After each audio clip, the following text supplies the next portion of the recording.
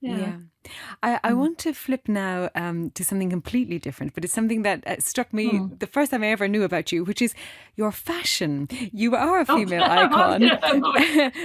And not caught me in a fashionable. well, you're at home. You have created a striking look for yourself, I think, Thank over the you. years. It's very unique. It's very unsciency in a way, if I may say It's also that. not really, well, certainly not for my age, I must say. I'm sure many, Well, but that I doesn't don't really matter, mind. whatever that No. means. And then what Yeah. does age mean when it comes to health, Mm. etc. So that's another question entirely. Mm. Yeah. But with this, I was actually thinking about you and your fashion. Then I was thinking this is the outward projection of you, but how. Perhaps, I Mm. mean, I think it is also important then how one projects outwardly. How does that Mm. reflect inwardly? And how do you think about those Absolutely. things? Yeah. Yeah, Yeah. yourself. How do you think Yeah. about it? Well, certainly even during COVID when we were all housebound, I had the absolute rule. I always put perfume on every day. I don't know if you did, Lisa, but Yeah. it would have been, yeah, and there was no one there to smell. But yeah, had I not, it would have felt very strange. I'd have felt unwashed in some way or not ready. I've been like not brushing my hair. Somehow that was a reflex and still is. Always wear perfume. Yeah, no, I think it's because my mum was on the stage and was sort of fashion conscious, and right up until her last 6 months, she always had lipstick and makeup. And I said to my brother, I'll know when mum's finally, sadly, she did come to dementia because that'll be the day she doesn't put her curlers in. She had the same hairstyle as the Queen Elizabeth II. They were born within a year of each other.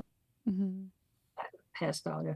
Mum had that hairstyle all her life until the end. So by putting curlers in religiously every night. So I said, well, when she doesn't put curlers in and when she doesn't wear makeup, I know things will be going bad. And indeed, so I was always influenced by that, I think. And then I lived in Paris for a year where it's impossible not to be influenced. I remember going to the lab, you check, is your nail varnish matching your shoes and are your shoes matching your handbag and so on. Yeah.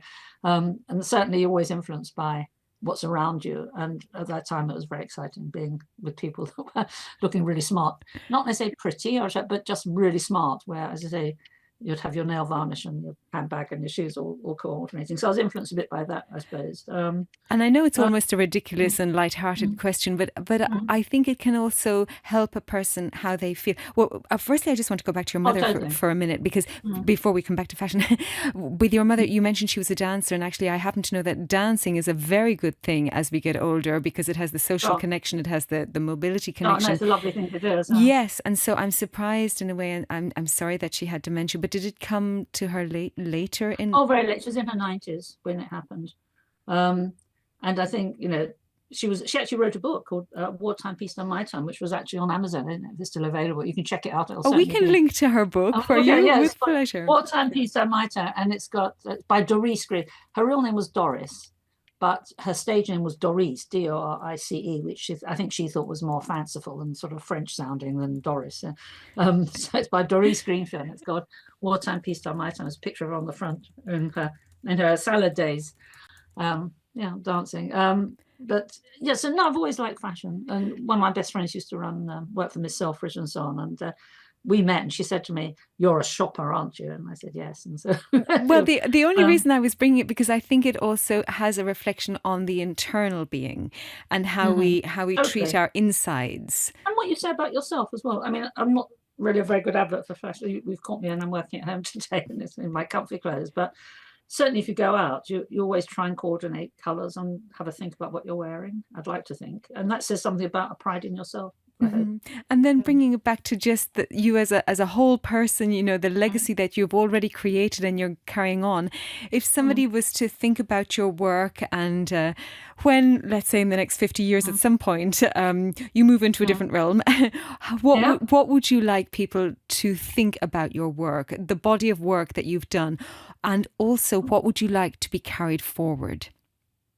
I would like to think that I've stimulated people and that I've planted this notion of priorities. But the most important thing being, Mum used to say, if you're yourself, you're magnificent. If you try and be anything you're not, you're second rate. And to give people somehow a sense of confidence, certainly people I work with, self confidence, to be proud of who you are and to not try and compete with others. So at Oxford, a lot of the undergraduates, and I was a tutor there, the standard adolescent problem was their tutorial partner was better than them because they were all academic stars who came there. Medicine's a really competitive course there as well. So there we were at an elite university, very competitive course. they'd been the stars at their school, and suddenly everyone was as good as they were, perhaps even better. And so the common crisis was they felt suddenly this character challenge. And I used to say to them, why are you comparing yourself with other people? There'll always be people that are taller, thinner, fatter, richer, poorer, younger, older than you. Your only rival is yourself last week. And that's what you should be comparing yourself with, nothing else. And don't worry about other people. You just try and be the best person you can be.